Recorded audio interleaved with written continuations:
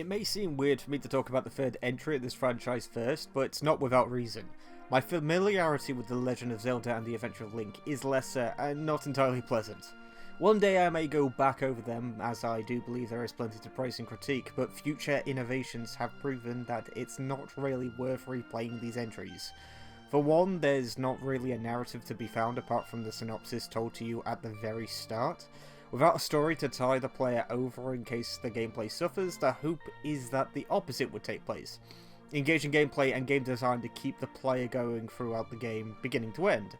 The benefit of talking about A Link to the Past first is I can jump straight into the innovations made and the series staples going forward. Zelda 1 and 2 might be where the series started, but its third entry is where it found its footing and truly began. Without trying to sound pretentious, I'd like to start this video with a segment dedicated to linearity. Often when I see a long-running franchise referred to, there seems to be this unspoken rule where everyone has to break out their gaming bibles and quote things they don't understand, or say certain phrases with stigmas attached to them. For example, the original Zelda titles are great because of how non-linear they are. Allowing the player to do what they want, when they want, is objectively a good thing. I sat on this one for many years and Breath of the Wild broke me when it came to its non-linearity being used as a praising point again. Let's get one thing clear before I talk about Link to the Past. Linearity and non-linearity are neither inherently good nor bad. It's like saying a piece of wood is good because it's a piece of wood. There are zero qualifiers used in this regard, making them nearly always blank statements. Now applying context to said piece of wood changes a few things. The wood has been transformed into a table where I can place this item I was holding, which is good because the item was heavy and my arms were beginning to hurt. The statement is significantly longer, granted, by the qualifiers included that dictate that it's not the thing itself that's good or bad, but how it's used.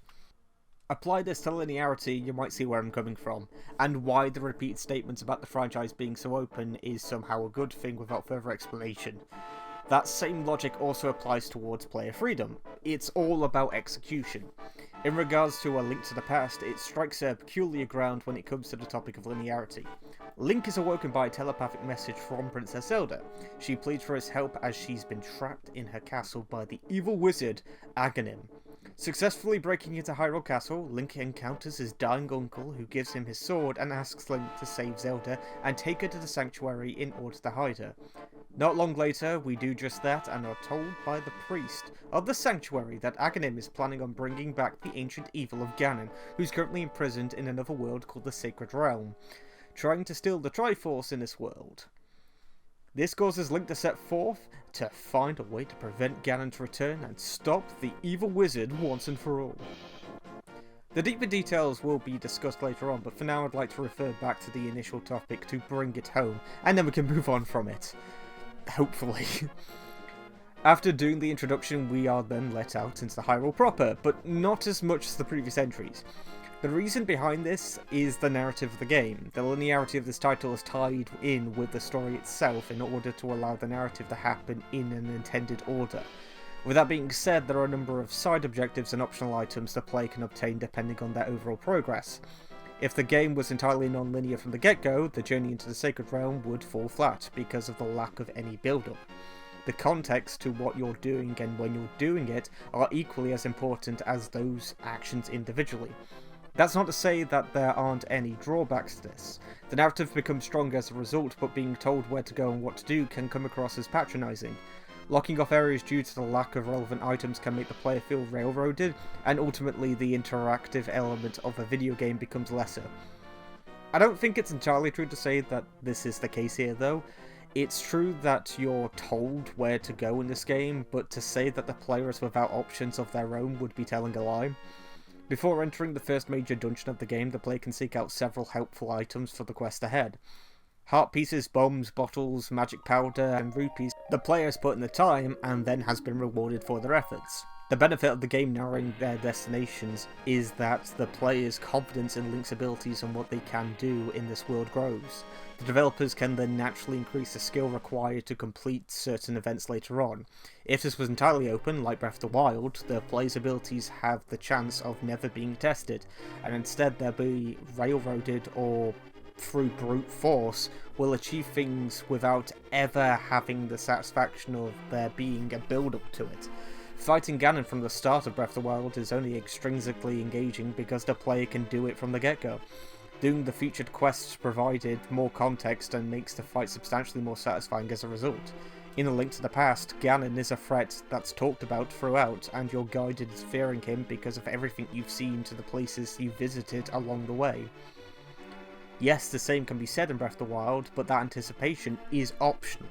The player is never made to care about Hyrule in Breath of the Wild. Whilst A Link to the Past attempt isn't amazing, there's still examples of it trying. You have to talk to your dying uncle. You have to talk to the Kakariko village's elder only to find out that he's gone missing. His wife urges you to find him. Without a proper location, you find his grandson, who tells you where he is, but asks Link to keep it a secret because bad people are after him. When wandering through the village and talking to the townsfolk, there will occasionally be a person who calls for the guards in fear, forcing Link to fight against their now summoned patrol. It's by no means a lot, but it paints a picture of a world that's being corrupted with its residents now scared, some even becoming loyalists, making the village fear each other. In the back of our minds, we know that this is all because of Aghanim and, by proxy, Ganon. The player has to view these events. I mean, in reality they don't. You can just mosey on over to the Eastern Palace from the moment you let loose into Hyrule, but on a first playthrough you'll only do that by accident. In which case there's a massive chance that you'll find Tahasha who will relay the larger plight to you regardless.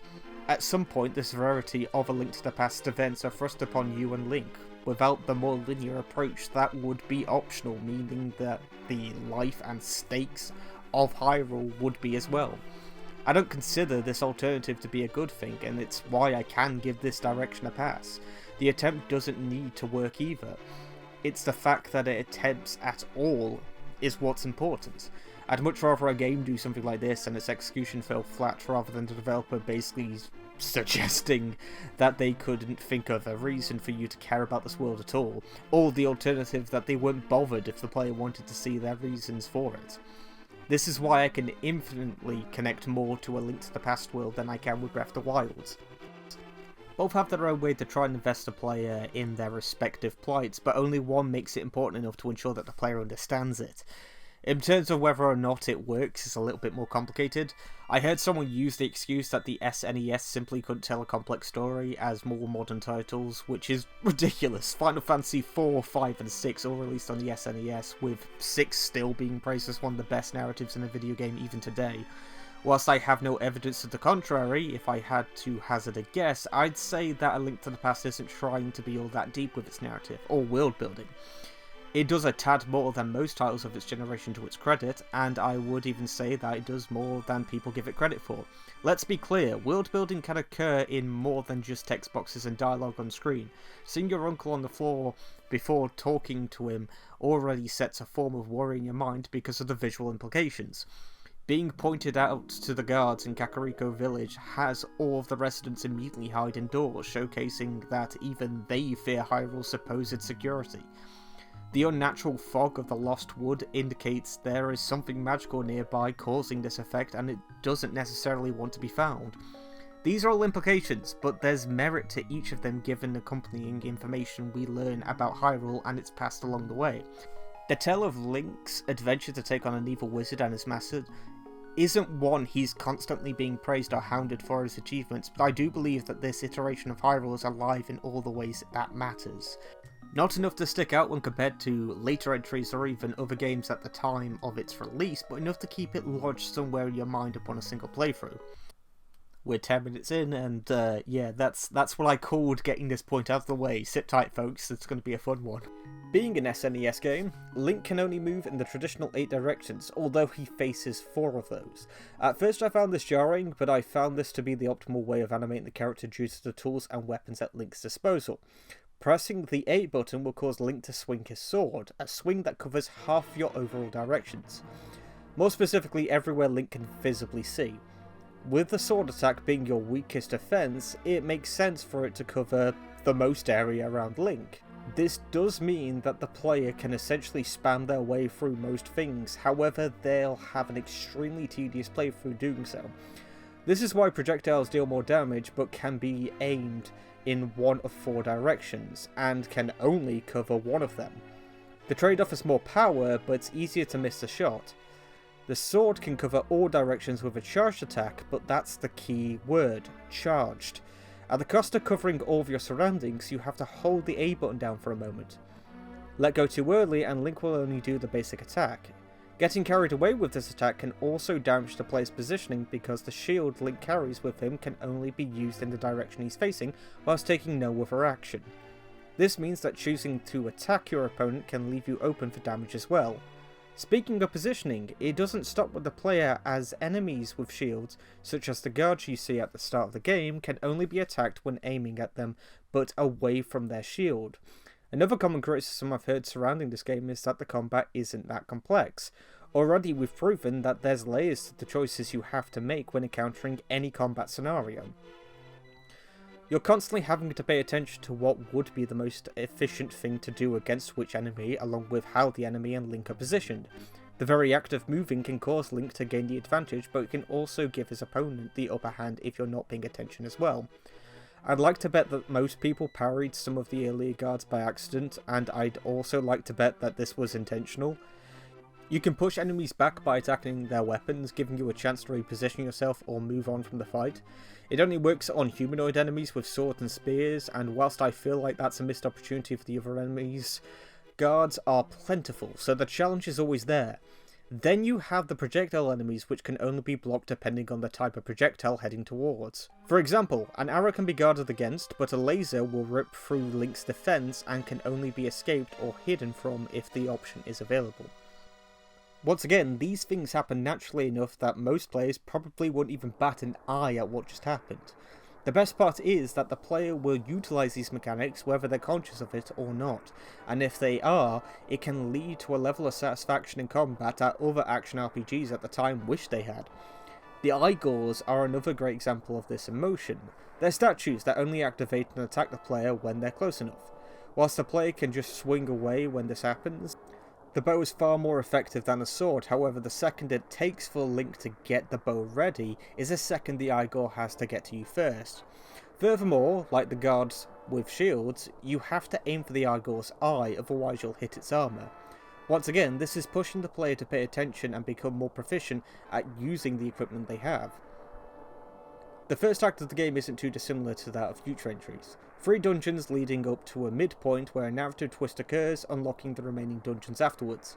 Whilst the map of Hyrule does have locations locked off behind future items and abilities, you still cover an impressive distance from the get-go. Items such as the Ice Wand can be achieved instantly, and whilst they have their mandatory uses later on, they can still be used efficiently at this point in time. Bombable walls require an expandable resource at the start, but after completing the first dungeon and gaining the Pegasus shoes, you can break down a number of them using the newly acquired charge attack. Once again, it requires a charge up period and your entire attention, so bombs are more efficient for multitasking. As a result, a number of cracked and bombable walls will contain yet more bombs before becoming a regular pickup shortly afterwards.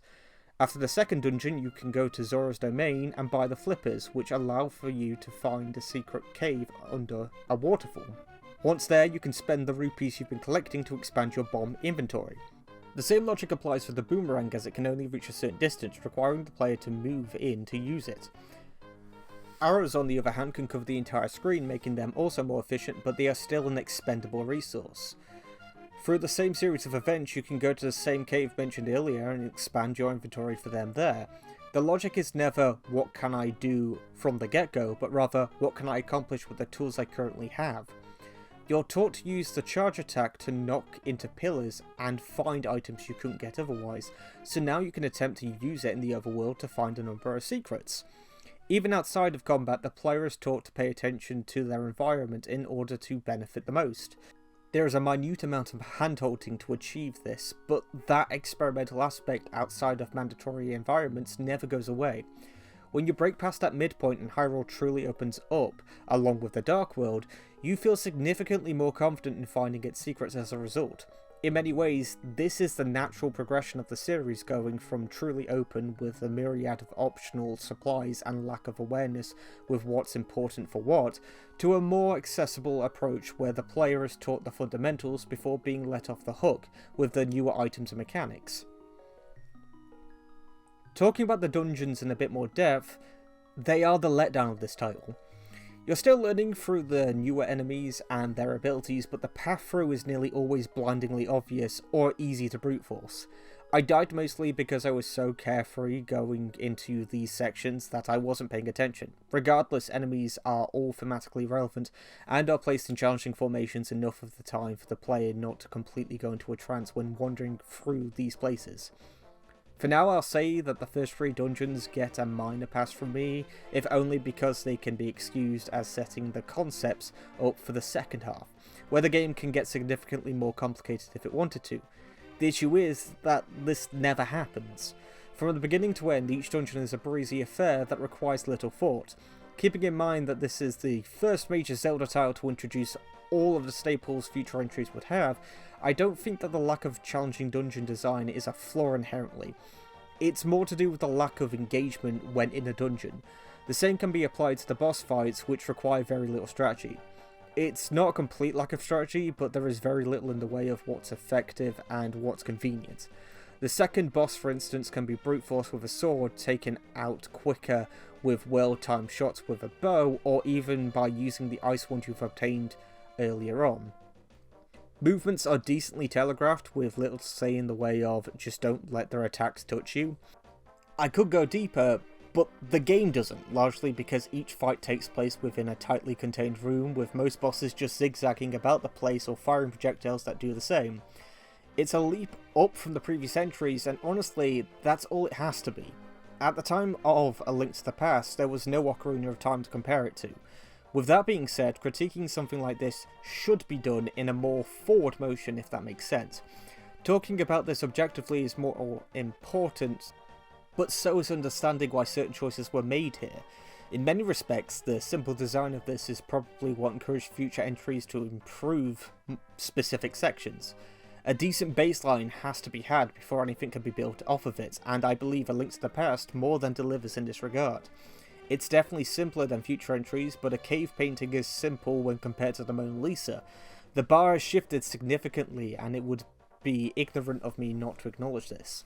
Let's not get our wires crossed though. I'm not trying to infer that the quality of art is subjective, but rather that the standards and quality of art has objectively been broadened. There's more to factor in now when talking about this franchise than there was at the time of A Link to the Past release. Holding it up to a specific standard is only worth it if that standard is universal. In that sense, A Link to the Past is worth playing for a basic and inoffensive iteration of what the series became. There's a deeper well here than people give it credit for, but the bigger picture isn't as fleshed out as more modern entries. I'd like to bet that the tune I'm singing at the moment would have been bigger at the time of this title's release, but it's not fair for me to give this title a pass if I'm not willing to do that for the others. In many ways, that's why I think so highly of this game. There's very little this game does objectively wrong, and as such should be praised for that, whilst acknowledging that there just aren't as many pieces to judge here in comparison to the franchise it would continue to inspire later on. Sound like I'm beating a dead horse? If so, I do apologise, but it's more important for me to get these distinctions across. This game can't help its age any more than the first Legend of Zelda game. It's why I deem it to be important to address the pros and cons of each title whilst acknowledging that time has changed.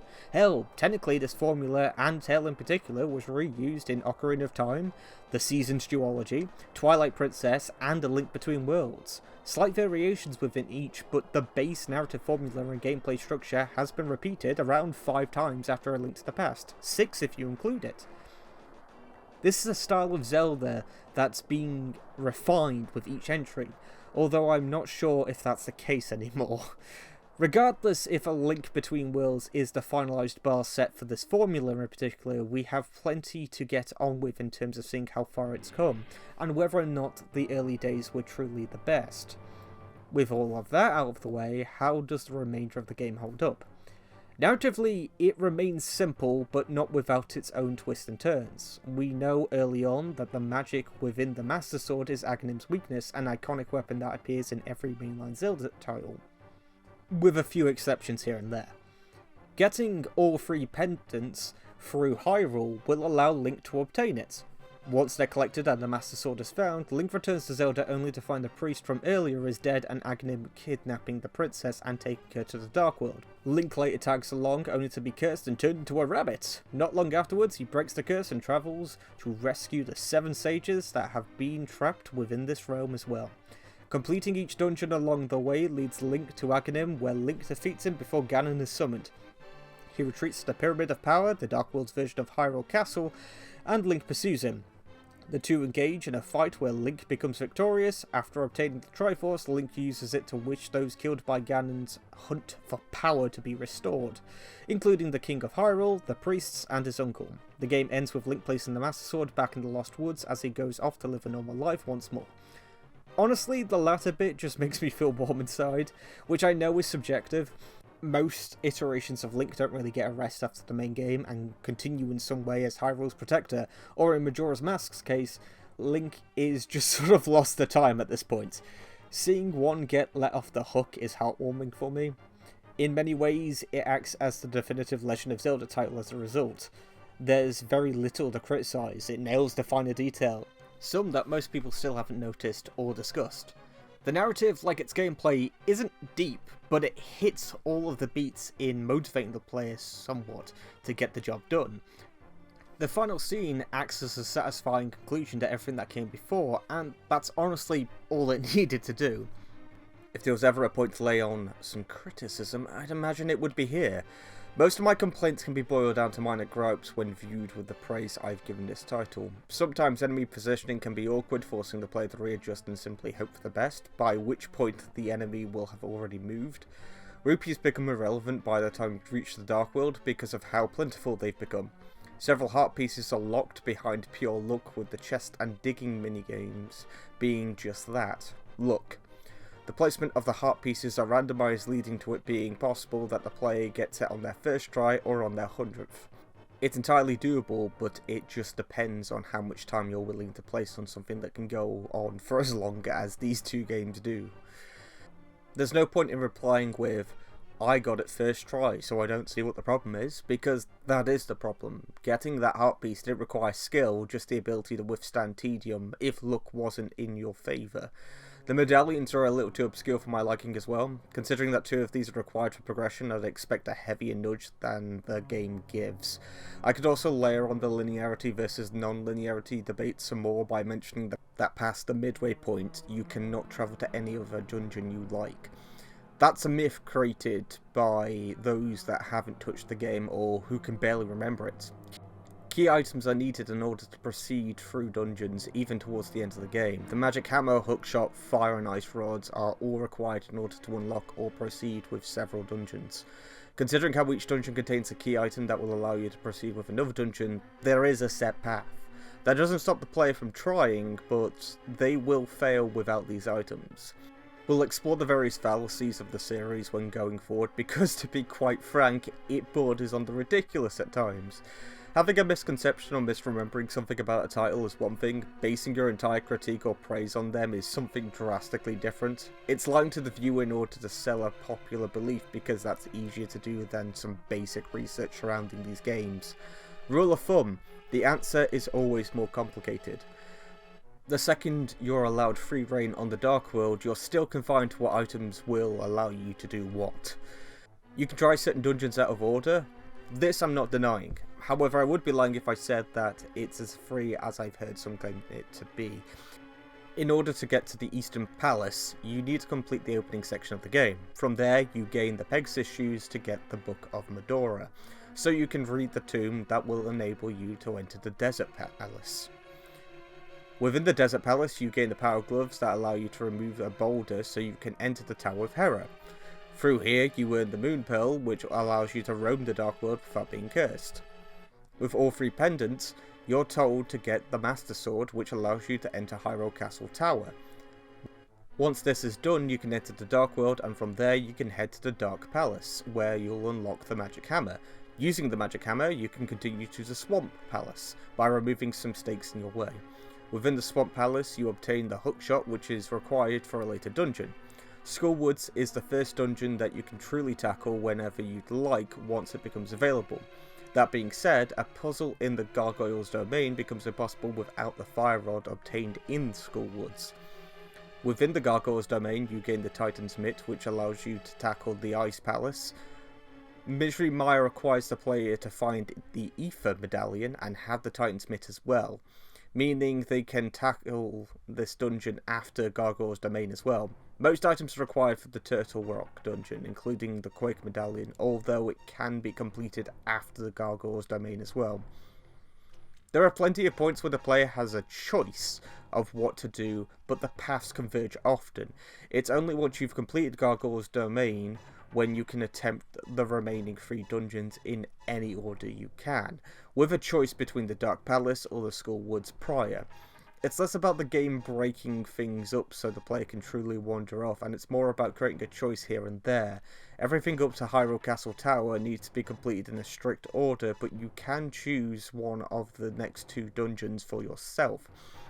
The game then converges on Gargoyle's domain, after which you can choose any of the 3 remaining dungeons to do in whatever order you want before you head to Ganon's Tower. This isn't me saying that the game suffers from this, but it'd be a lie to say that the game is as open as some would have you believe. Personally, I'm indifferent to how this game presents the latter half. Given the enemy type and boss weaknesses, along with the numbering system on the map, it's kind of hard for me not to default into the set routine presented. It's not like Metroid where you can utilise a skill you've been practicing to sequence break the game. The difference between getting the hookshot or not before the Skull Woods is a tedious trek around the map. In fact, those times where the game does present a choice of which dungeon to tackle next often leads them to be fairly reliant on the tools you've picked up within their own respective dungeons. The result is them feeling kind of arbitrary. Using the hookshot to take down Argus in the Swamp Palace is an entertaining concept for myself, but I'm not being tested on things I've learned in the long term. Burning Muffler is satisfying only because the new tool you've gained, being the fire rod, rips right through her, but that's it. I can't use the hookshot to keep her down when she's in flight or tear her wings with my arrows or the boomerang.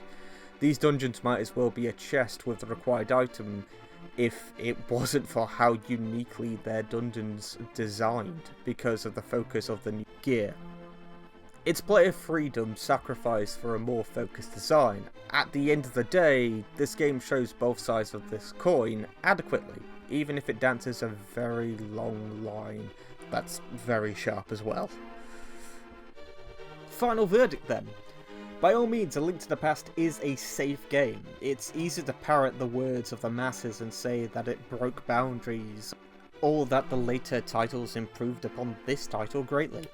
Honestly, they could both be true. For myself, without having played every video game that came before, I won't be able to answer that first one, nor do I think it's entirely healthy to compare this to future entries solely because it exists in the past. Instead, looking at this title on its own merits, it's set out to be a well-polished action RPG with a narrative that reestablishes this franchise's status quo, and I think that it achieves that remarkably well. I played this title back-to-back 5 times for this video alone, and honestly enjoyed every minute of it because of how satisfying and well implemented so many of its mechanics are. Topics of linearity and non-linearity are largely made redundant when both aspects appear within this title and pull off their roles extremely well. Gaining items to save the world is as straightforward as it gets, but that doesn't mean it isn't efficient. In that regard, the pacing is fine enough as well, maybe a little bit heavy-handed towards the end, but it's fine. On a more personal note, it's too early for me to say whether or not this stands tall on my list of favourite video games or on my list of favourite Zelda entries. Hearing that Link's Awakening is a fan favourite has me excited, although that won't stop me from being objective with that title as well. With that being said, I'll see you guys next time.